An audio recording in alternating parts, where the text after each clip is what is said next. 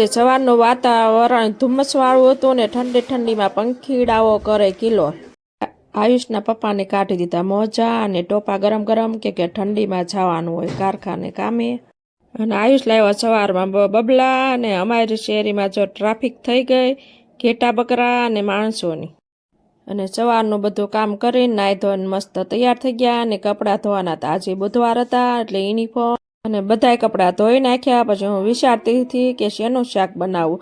પછી ફ્રીજ ખોલીને જોયું તો લીલા વટાણા હતા, મસ્ત મજાના નવી સિઝનના શાક હતું. પછી ઋતિ અને હું સુધારવા બેસી ગયા અને વાર્તાલાપ કરતા કરતા વટાણા ફોલી નાખ્યા.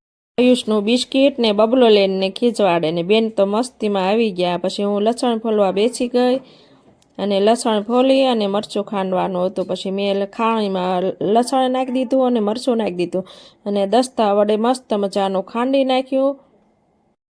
પછી મરચું ખાંડી અને શાક વઘારવાની તૈયારી કરી અને તેલ આવી ગયું એટલે રાઈ જીરું નાખી અને પછી લીલા વટાણા બટેટા નાખી દીધા.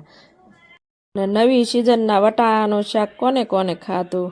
અમે તો જો આ પહેલું વહેલું બનાવી છે. ટમેટા નાખી દીધા, ધાણા જીરું હળદર અને મીઠું અને પછી આપણે વટાણાનું શાક હલાવી લીધું. 5 મિનિટ પછી મરચું નાખી દીધું, પછી કોથમરી નાખી દીધી અને હલાવીને પાણી નાખી દીધું અને પછી ફૂલ સડવા દીધું.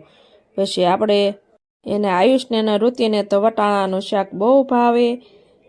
અને એક બાજુ આપણે લોટ બાંધી લીધો છે અને રોટલી બનાવવાની તૈયારી કરશું. અને રોટલી બનીને થઈ ગઈ તૈયાર અને પછી ઘી ચોપડી દઈશું અને શાક ચડીને થઈ ગયું તૈયાર ને હવે અમે બધા વાળું કરવા બેસી જાવી.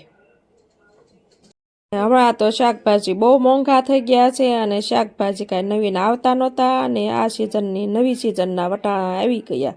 પછી વટાણાનું શાક થઈ ગયું તૈયાર ને અમે બધા બેસી ગયા વાળું કરવા. ઋતિને હું ને આયુષને બધા વાળું કરવા બેસી ગયા અને ઋતિને શાક દઈ દીધું અને પછી દઈ દીધું દૂધ. અને ખાવાની તો બહુ મજા આવે, ઘીવાળી રોટલી અને ગરમ ગરમ શાક. અને તમે બધાય પણ વાળું કરવા આવી જાઓ ને અમે પણ વાળું કરવા બેસી ગયા છીએ. વટાણાનું શાક હતું એટલે બધા ફટાફટ ખાવા બેસી ગયા, કાંઈ માથાકૂટ કરાવ્યા વગરના.